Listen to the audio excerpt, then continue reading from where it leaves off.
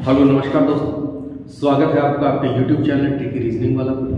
दोस्तों आज हम रीजनिंग के एक ऐसे चैप्टर की बात कर रहे हैं जो बहुत ही हाईलाइटेड है, हर एग्जाम में आता है और उसमें बहुत हार्ड टाइप के क्वेश्चन बनते हैं जिसको समझने में बहुत सारा वक्त लगता है और उसके पीछे का जो एग्जैक्टली कंसेप्ट है वो भी हमें नहीं पता होता, क्योंकि कंसेप्ट इज पावर। कंसेप्ट ही नहीं पता होगा तो हम किसी भी ट्रिक्स उसको कर नहीं पाएंगे या उसको लंबे समय तक याद नहीं रख पाएंगे।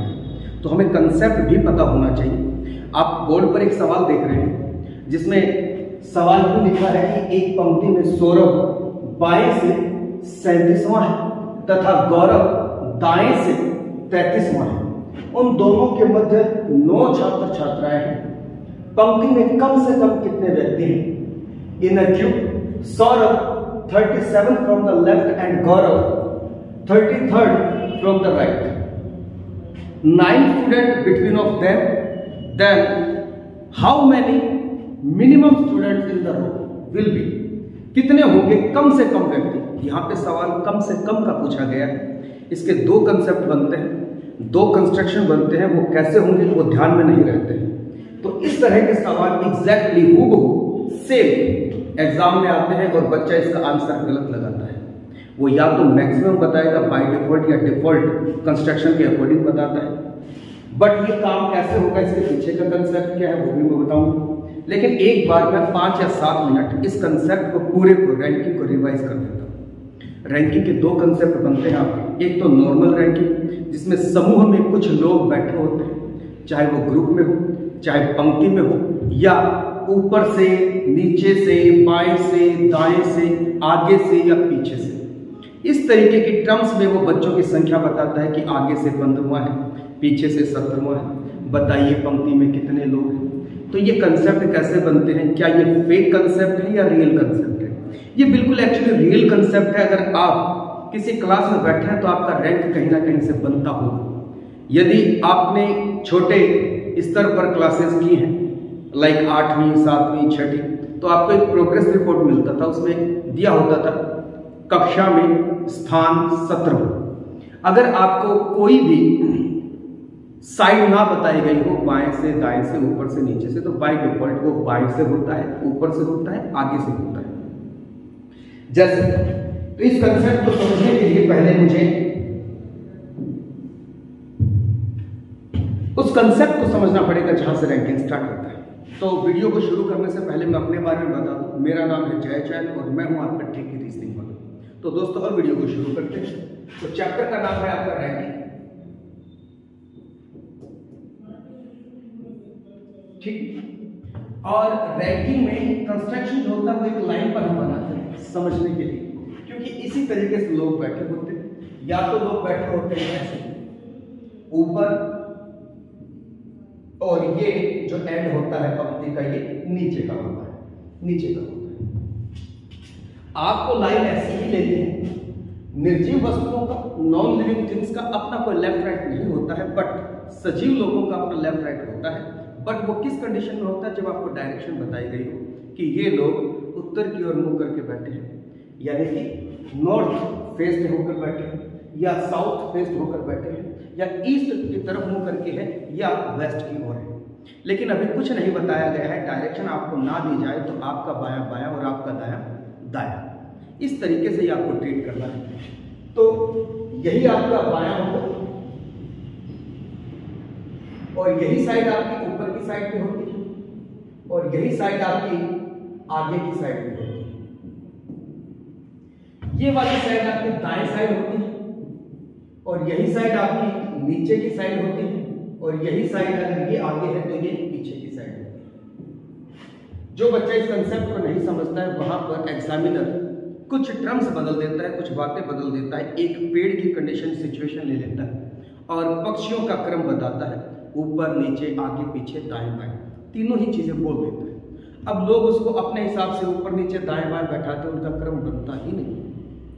अगर आप इस तरीके से लेंगे ऊपर का मतलब इधर, तो आप बिल्कुल सही कंडीशन में उन लोगों को बैठा पाएंगे। रैंकिंग यही है, लोग बैठे हैं और बैठे हुए की सही गिनती करनी है। रैंकिंग में कोई भी आदमी किसी एक नंबर से ज्यादा बार नहीं जुड़ना चाहिए, मतलब 2 बार नहीं जुड़ना चाहिए। और उस ग्रुप का कोई और आदमी या जो भी आदमी है वो जुड़े बगैर यानी ऐड हुए बगैर ना रह जाए। ऐसा ना हो कि उसको आपने काउंट ही ना किया तो गलत हो जाए। तो इस कंडीशन का ध्यान रखते हुए हम बार बार कुछ नए कंसेप्ट नहीं बनाएंगे, कंसेप्ट नहीं बनाएंगे। अब जैसे हाथ की ये उंगलियां हैं, हम यहां से शुरू करते हैं। ये वाली उंगली, हाथ की ये वाली उंगली इस साइड से दूसरी है, 1 और 2, और इधर से ये उंगली 1 2 3 चौथे नंबर पर है। जब दोनों साइड से आपको एक ही कैंडिडेट का या एक ही एलिमेंट का, एक ही ऑब्जेक्ट का रैंक बताया गया हो, इधर से दूसरा और इधर से चौथा, तो आप इस क्रम को 2 नंबर पे भी जोड़ लें और इस क्रम को 4 नंबर पे भी जोड़ लें। 2 और 4 6, लेकिन यहां पर 6 उंगलियां नहीं है हाथ में। इस हाथ में उंगलियां तो 5 है, लेकिन आप जब जोड़ रहे हो इसको दूसरे पर, इसको चौथे पर, तो 4 और 2 6, लेकिन ये उंगली 2 बार जुड़ रही है, 2 पर भी और 4 पर भी, तो इसलिए -1 कर देंगे तो एग्जैक्टली आंसर आएगा 5। तो हाथ में उंगली हो जाएगी 5। यही कंसेप्ट 500 पर भी लग सकता है, 50 पर भी लग सकता है, 5000 पर भी लगेगा। इसी प्रकार से कंसेप्ट बनते हैं। फिर कह दिया जाता है कि कोई उंगली ठीक बीच में आती है, ठीक बीच में, जबकि मुझे पता है कि एक पंक्ति में या इस हाथ में मेरे पास 5 उंगलियां हैं, तो कौन सी उंगली आएगी तीसरे नंबर पे? तो मैं कहूंगा ये। जब ये इधर से तीसरे नंबर पे, ये इधर से तीसरे नंबर पे, तो एग्जैक्टली मिड पॉइंट पर है ये, ठीक मिड पॉइंट पर है, तो मैं फिर कहूंगा 3 + 3 6 - 1 5। समझ में आई बात? अगर कोई एक ऑब्जेक्ट का दोनों तरफ से रैंक बता रखा हो तो उस दोनों रैंक को जोड़ लीजिए, -1 कर दीजिए, आपका रैंक आ जाएगा एग्जैक्टली। या फिर मैं यूं कहूं कि आपके पास 5 उंगलियां हैं और कोई एक उंगली एक साइड से दूसरी है, दूसरी साइड से उसका रैंक बताइए, तो एक साइड से दूसरी है, तो बाकी में कितने बचे? 5 में से कितने बचे? 3, क्योंकि आपको पता है हाथ में 5 उंगली, एक साइड से दूसरा बता दिया तुमको, तो एक साइड से यानी कहीं से शुरुआत की 1 और 2, दूसरी साइड से किसी दूसरे एंड से जुड़े नहीं है, तो आपको पता है 5 है, 2 बता दिया आपको, तो बचे कितने? 3। लेकिन ये तो 3 इस उंगली से इधर रह गए, जिसका क्रम आपको बताया है, इसी का क्रम आपको दाएं से बताना था, बाएं से आपको दूसरा बता रखा है, तो इधर तो रह गए 3, क्योंकि 5 ही थे, तो 1 2 3, लेकिन इस रैंक को जोड़ने के लिए 1 एक्स्ट्रा लेना पड़ता है, तो 3 और 1 4, तो ये उंगली इधर से 4 हुई, इधर से दूसरी हुई, 4 और 2 6 होते हैं, -1 करेंगे तो वापस उंगली 5। तो काउंटिंग में थोड़ा सा एरर है, लेकिन अगर आप समझेंगे कि सही एग्जैक्टली काउंट करने के लिए मुझे एक रैंक एक्स्ट्रा बनाना पड़ता है और टोटल करते हैं तो एक रैंक घटाना पड़ता है। ये आपकी अंडरस्टैंडिंग है पूरी तरीके से कि आप इस चीज को समझ पाए कि नहीं समझ पाए। फिर एक बार और समझते हैं। मान लो आपके पास 50 छात्र छात्राएं हैं इस पंक्ति में, और सवाल यह है कि 50 छात्र छात्राओं में विनोद इधर बाएं से 17वां है और कुल है आपके पास 50 स्टूडेंट। आपको बताना है विनोद का दाएं से स्थान, क्यों बाएं से बता चुका है। जो चीज रीजनिंग में एक बार बता दी जाती है वही चीज सेम नहीं पूछ सकता। क्या ऐसा पूछ सकता है विनोद बाएं से कितने नंबर पर? एग्जैक्टली बता रखा है 17वें नंबर पर। रीजनिंग में हमेशा बातों पर नई बात बतानी होती है, नए परिणाम बताने होते हैं, नई जानकारी, नए निष्कर्ष बताने होते हैं। कहीं कहीं बात को दोबारा नहीं पूछता है। तो बात समझते हैं। विनोद अगर बाएं से 17वां है, टोटल अगर 50 है, तो विनोद का दाएं से स्थान है। तो मैं एक बार कंस्ट्रक्शन बना देता हूं आपको कि कहीं बाएं से किसी भी पंक्ति के 2 ही छोर होते हैं, ये लेफ्ट हैंड है और ये राइट हैंड है, ठीक। तो कहीं से शुरू करेंगे हम। इस पंक्ति में 50 छात्र बैठे हैं, ना तो एक कम ना एक ज्यादा, कैसे भी काउंट कीजिए आएंगे 50। विनोद बाएं से यानी इधर से तुमने काउंट किया होगा 1 2 3 4 और कहीं 17 नंबर पर 70th पैलेस पर आपको विनोद मिलता है, ठीक। अब बात यह है कि जब तुमने यहां से काउंट किया तो तुमने 16 लोग काउंट कर लिए होंगे, तब जाकर तुम्हें 17वां विनोद मिला। टोटल लोग हैं 50। एक साइड से काउंट करके 17 पर पहुंच गए, तो बताइए रिमेनिंग यहां से यहां तक कितने बचे? 17 जब तुमने काउंट कर लिए तो यहां बचे होंगे 33। ये बात समझ आएगा। यहां से इस साइड से आपने बाएं से यहां तक काउंट किया 17 के बाद इधर पंक्ति बची हुई है और ऑब्वियसली 50 लोग हैं तो 33 बचे होंगे। मुझे ये चाहिए कि विनोद का इधर से स्थान चाहिए। तो पहली बात तो कि यहाँ से काउंट करेंगे तो विनोद के इस तरफ तक 33 लोग और विनोद का पहले से जोड़ेंगे जो कि अभी काउंट हुआ नहीं है तो एक एक्स्ट्रा लेंगे तो ये जो नंबर आएगा ये दाएं से आएगा इधर 34वें नंबर पर। अब बात फिर वही हो गई कि यदि एक ही नंबर, एक ही ऑब्जेक्ट, एक ही व्यक्ति दोनों तरफ से आपका रैंक बता रहा हो तो आपको पता है कि इधर से ये 17 नंबर पे, इधर से ये 34 नंबर पर है तो दोनों को जोड़ो 17 प्लस 34। आप कहेंगे सर 51 हो गए, लेकिन आपकी अंडरस्टैंडिंग है क्या कि सर ये आदमी 17 पे भी जोड़ दिया और ये आदमी 34 पे भी जोड़ दिया तो एक बढ़ गया है, -1 कीजिए सर, आप एग्जैक्टली बता पाएंगे 50 स्टूडेंट इन द रो। अब बात वही, जब आपको एक पोजीशन पता लग गई तो आपने ये काम किया और अगर आपको बता दिया जाए टोटल एक साइड बता दी जाए तो रिमेनिंग कितना है। अब सर इसको ट्रिक से करते तो कैसे करते? तो बच्चे यदि आपको कुल दिया हुआ है, क्या दिया हुआ है? कुल दिया हुआ है और आपको बायां दायां स्थान निकालना है तो आपको क्या करना है?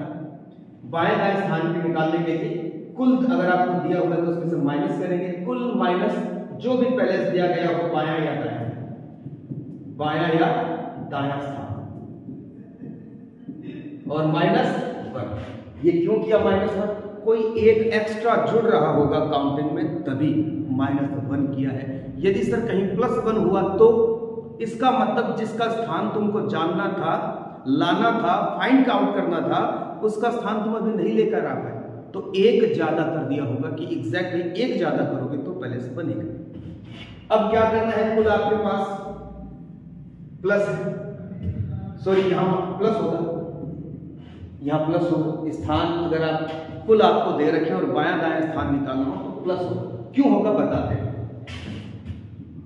इसके बाद कुल आपके पास 50 है, बायां दायां स्थान आपके पास 17 है, अगर आप निकालेंगे तो यहां आप निकालेंगे 33, लेकिन एग्जैक्टली आपका स्थान 33 में आया नहीं। इसने ये बताया है कि 17 में विनोद खुद लैप्स हो गया। 17 का मतलब जब तुमने इसको घटाया तो इतने लोग घट गए, जिसमें 17वां स्थान विनोद का था, इंक्लूडेड विनोद, लैप्स हो गए। तो इधर के लोग बचे आपके पास 33।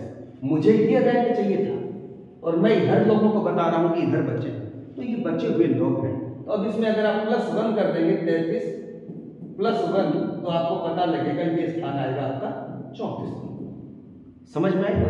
तो ये अंडरस्टैंडिंग होनी चाहिए कि वो स्थान नहीं आया होगा जब इसको लैप्स कर दिया तब। अगर आप कंस्ट्रक्शन बनाए तो ऐसे बना सकते हैं, अगर आप ट्रिक से समझ पाए तो ऐसे। क्या करना है? टोटल में से बायां दायां हटा देंगे, +1 कर देंगे। +1 क्यों?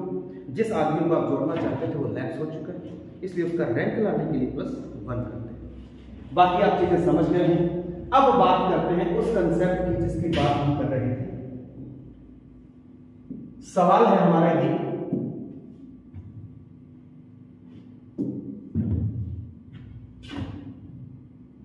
तो ये एक बेसिक कंसेप्ट था जो मैंने आपको बताया जिससे हम रैंकिंग को थोड़ा समझ पाए।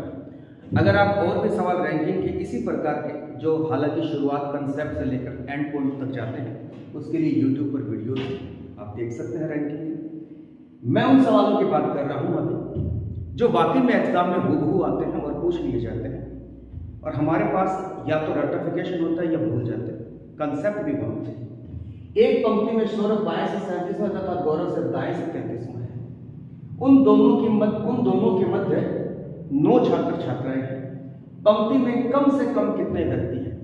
कम से कम व्यक्ति लाने के लिए ओवरलैपिंग की रिक्वायरमेंट होती है। कैसे ओवरलैपिंग क्या होता है सर? इसके दो कंसेप्ट बनते हैं बच्चे। एक तो होता है कि ये लाइन सर आपने बताई है वैसे ही खींचते हैं। एक पंक्ति में सौरभ 22 से, यानी कहीं से गिनती करते हैं तो सौरभ मिलता है सर, सौरभ कितना है सर? 37वां है। और सर गौरव दाएं से इधर से है सर, कितना है सर? गौरव 33वां है, गौरव 33वां है। और उन दोनों के बीच यहां आप कहते हैं कि सर 9 छात्र छात्रा हैं। देखो सर कंस्ट्रक्शन बन गया, कंस्ट्रक्शन गलत नहीं है, लेकिन जब उसने मिनिमम पूछा हुआ आपसे तो बात यह है कि मिनिमम ऐसे नहीं आएंगे, ये तो तुमने बाय डिफॉल्ट अलग अलग यानी कि दूर दूर बनाकर ज़्यादा स्पेस क्रिएट कर दी। इसको भी दूर रख दिया, इसको भी दूर रख दिया, बीच में लोग बना दिए। आप क्या कहेंगे सर? 37 और 33, 60 प्लस 9, आप कहेंगे सर कुल लोग इसमें बनेंगे सर 79। लेकिन बैठे बच्चे, तुमने इसको क्या किया? मैक्सिमम बना दिया आपने इसको। जितना तुम स्पेस क्रिएट कर सकते थे तुमने कर लिया अपने मनमाने।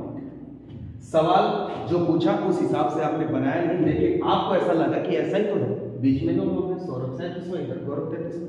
लेकिन आपको क्या पता, ये हो सकता है ये ओवरलैप कर जाते हैं एक दूसरे की तरफ। गौरव इधर जो 37 लोग हैं और इधर 36 लोग, उसमें जगह बना लेते, या ये 37वां रहता और ये कहीं ना कहीं गौरव की तरफ चला जाता और बीच में कहीं ना कहीं 2 लोग होते। ऐसा भी तो पॉसिबल होता। तो ये ध्यान रखना है। इस तरह के कंडीशन में आपको स्टार करके इसको मोस्ट इंपोर्टेंट बना लीजिए। इस तरह के सवाल एग्जाम में सीधे आते हैं, कंसेप्ट समझ लीजिए। ये 79 ठीक है, लेकिन ये मैक्सिमम के रूप में, अगर अधिकतम बोलता तो तुमको ऐसे ही लाने थे। अब बात सुनते हैं और समझते हैं कि मिनिमम कैसे आता है। तो बात यह है कि यहां से कोई आपको बाएं से बताया गया कौन? 37वां, ठीक है, समझते हैं सर हम इसको। 37वां है और इसका नाम है सौरभ, और एक आदमी उधर से है जिसका नाम है गौरव, और बीच में 2 लोग। ये भी तो एक कंडीशन बन सकती है, क्योंकि वहां पर टोटल नहीं दे रखा। टोटल दिया होता तो कितने लोग इधर बचे हैं उसमें नंबर आएगा या ओवरलैप कर जाएगा, पता होता। यहाँ ऐसी सिचुएशन नहीं है, इसलिए यहाँ 2 कंस्ट्रक्शन बनते हैं और ध्यान रखने वाले कंस्ट्रक्शन है। अब बात यह है कि जब आपको ऐसा बताया गया है तो आपने क्या किया कि जब आप 37 गिन रहे हो तो यहां से गिनते हुए तुमने गौरव भी गिना, ये 9 लोग भी गिने गए, तब जाके आपने इसको भी गिन दिया। दोनों गिने गए ना, गौरव भी काउंट हो चुका है, 37 में काउंट हो चुका है यानी कि सौरभ, और 9 भी काउंट हो गए। क्यों? इधर से जब आप गिन रहे हो तो ये लोग आ रहे हैं इसमें, और उधर से जब गिनते हो गौरव को तो फिर सौरभ गिना गया, 9 लोग फिर गिने गए और ये भी गिना गया, गौरव की पहले से भी गिने गए। तो कहीं ना कहीं गौरव 2 बार कनेक्ट हो गए या काउंट हो गए, और सौरभ में 2 बार, और ये 9 भी 2 बार, जबकि एग्जैक्टली है कितने? 9 ही। तो आपको क्या करना है कि आप सीधा सीधा या तो यूं कर सकते हैं कि जो भी आपको दे रखा है बाएं दाएं, 37 प्लस 33, इसको जोड़ लो, आप कहेंगे सर 70 हो गए। इसमें से आप सीधा 9 और ये 2 लोग घटा दो, जो एक्स्ट्रा काउंट हो गए, 9 और 2 11, तो -11 करेंगे तो आपका आंसर आ जाएगा 59। आंसर क्या आएगा? 59। और ये जो आंसर आएगा ये आपका आएगा मिनिमम के लिए, इसको ध्यान रखना, ये आया है मिनिमम। सर दोबारा समझाओ। अभी आप कह रहे थे कि किसी ऑब्जेक्ट को दोनों तरफ से ही काउंट कर लिया जाए और 1 घटा दिया जाए तो भी तो एग्जैक्टली आ सकते हैं, बिल्कुल आ सकते हैं। इसका मतलब है सर ये जो पहले से है, जो इधर से दाएं से है, कितने नंबर पर है गौरव? 33। इधर से 33 में है सर गौरव, ठीक। जब मुझे इस पॉइंट से, और ये पूरे लोग पता है 33, जिनमें इनको मैंने गिन लिया होगा, अब मैं इसको दोबारा नहीं गिनना चाहता, तो क्या करें? तो आप इधर से इस पॉइंट तक की लोकेशन और निकाल लें, कितना क्रम बनेगा। तो क्या करें सर, ये है ना बाएं से 37, इसमें से आप 10 घटा दो, 9 तो ये और 1 पहले कौन सा आएगा? 10। क्यों सर? 37 में से 9 घटाएंगे तो ये 1 2 3 4 5 6 7 8 9, इन्हीं के कहीं बीच में क्रम आ गया सर, ये क्रम आएगा। 9 घटाएंगे तो मुझे ये चाहिए, तो 9 1 10 घटाते हैं बच्चे, तो 37 में से 10 घटाएंगे तो ये बाएं से जो क्रम बनेगा ना, ये 27वां बन जाएगा। दाएं से तो सर मुझे पता है ये 33वां है, लेकिन ये पहले से मुझे बाएं से बता दो, बाएं से, तो मैं कहूँगा 27। अब सर बात वही होगी, एक क्रम दोनों तरफ से पता है, इधर से तो पता है 33वां और इधर से पता है 27। दोनों को जोड़ दो सर, 33 प्लस 27 सर 60 हो गया। लेकिन अंडरस्टैंडिंग पता है ना आपको, ये क्रम 2 बार काउंट हो गया, 27 पर भी और 33 पर भी, तो -1 करेंगे, आंसर वही आएगा 59। अगर समझ नहीं आया हो तो वीडियो बैक करके आप दोबारा देख सकते हैं, ये सुविधा YouTube पर है। और अगली बात ये कि सर इसका बैलेंस बता सकते हो क्या? सर बता सकते हैं, क्यों नहीं बता सकते? अगर रैंकिंग हमको बहुत बढ़िया तरीके से आती है और अंडरस्टैंडिंग पता है कि करना क्या है तो हम कर सकते हैं। तो सर बाएं से ये 37वां है ना, काउंट करो सर। ठीक, तो ये तो सारे काउंट हो गए ना सर, 37 तक इधर से इधर तक बिल्कुल हो गए। सर ये बैलेंस बता दो मेरे को इधर से इधर तक, तो मैं कहूंगा कि ये बैलेंस इधर से इधर तक 33वां था। 9 और 1 10 घटा दो 33 में से, वापस यहाँ तक आ जाओगे आप, क्योंकि ये साइड यहाँ से है 33। अगर मैं ये 10 9 घटा दूं तो मैं वापस आ जाऊंगा। तो मैं क्या करूंगा, 33 में से 10 घटाऊंगा तो 23 आएगा। अब यही क्रम मेरे को फिर मिल गया, एक ही ऑब्जेक्ट का, एक ही एलिमेंट का, एक ही व्यक्ति का, दोनों तरफ से स्थान पता हो। इधर से भी पता है 37 में और इधर से भी पता है 23। तो क्या करेंगे, 37 प्लस 23, सर वही 60 आया, लेकिन अंडरस्टैंडिंग पता होनी चाहिए रैंक को सही काउंट करने के लिए। सर एक ही क्रम 2 बार आ रहा है तो -159। सर और कोई भी तरीका हो सकता है क्या? हो सकता है, एक तो ये है, दूसरा ये है, तीसरा ये है। सर कल को मैंने मैक्सिमम ही बना लिया होता तो, क्योंकि मैक्सिमम बनाना आसान है सर। एक तरफ से 37 काउंट करो, एक तरफ से 33 और बीच वाले भी काउंट करो। कितना आएगा सर? कितना क्या आएगा सर? 79 आएगा। तो बच्चे मैंने बताया कि ये एग्जैक्टली 9 दूनी 18, 9 2 बार काउंट हो जाता है और ये 2 बार काउंट हो जाता है। तो 9 का दुगना 18, 18 और 2 20 घटा 79, जो कि मैक्सिमम था, इसमें से 20 घटा दो देना तो भी 59 एग्जैक्टली आंसर आ जाएगा। सर दोबारा बताओ एक बार, क्या करना है? अगर तुमने मैक्सिमम निकाल लिया, सीधा अगर मिनिमम निकालना है तो बाया दाया जोड़ो, जो भी मिड में है उसको घटाओ दो, और 2 जो एक्स्ट्रा थे वो घटा दो, यानी कि इनको 2 बार जोड़ा दो, घटा दो, आंसर आ गया। और सर अगर मैं ओवरलैप करके मुझे पता लग गया है मिनिमम ओवरलैप से ही आता है, तो मैंने ओवरलैप कर दिया, तो कंस्ट्रक्शन को मैंने कंसेप्चुअल वाइज यानी कंसेप्ट वाइज रीड किया तो भी आंसर आ गया। और सर अगर मैंने मैक्सिमम निकाल दिए होते तो मैक्सिमम में क्या है कि जो मिड में जितने भी दिए हैं, मिड में जितने भी दिए हैं उनका दुगना, 9 दूनी 18, दुगना प्लस एक तो सौरभ और एक गौरव, इन दोनों को भी घटा दो सर। तो 9 दूनी 18 प्लस 2 20 घटा दिए, आंसर आ गया। बहुत ही अच्छा कंसेप्ट है, बहुत ही अच्छा। इसके अलावा एक और कंसेप्ट भी बात करेंगे हम, जिसमें लोग आपस में अपना स्थान बदलते हैं और 3 तरह के सवाल वहां से पूछे जाएंगे। एग्जैक्टली उन दोनों के मध्य कितने लोग होंगे, या बाएं से स्थान या दाएं से स्थान, या टोटल पीपल्स कितने हैं, लोग कितने हैं कंपनी में, ये भी बात हम कर सकते हैं। तो हो आशा करते हैं आपको ये कंसेप्ट पसंद आया होगा। बहुत ही सर्कुलेटेड होने वाला यानी कि बहुत ही लोकप्रिय सवाल है ये, रैंकिंग का बहुत ही फेमस सवाल है और बच्चे अटक जाते हैं। वीडियो कैसा लगा आप जरूर बताएं। इसके बाद रैंकिंग के लिए जो भी सवाल आएगा इसी प्रकार के सवाल पर चर्चा करेंगे। तो आज की क्लास यहीं तक है, बाकी की बात नेक्स्ट वीडियो में करते हैं। धन्यवाद।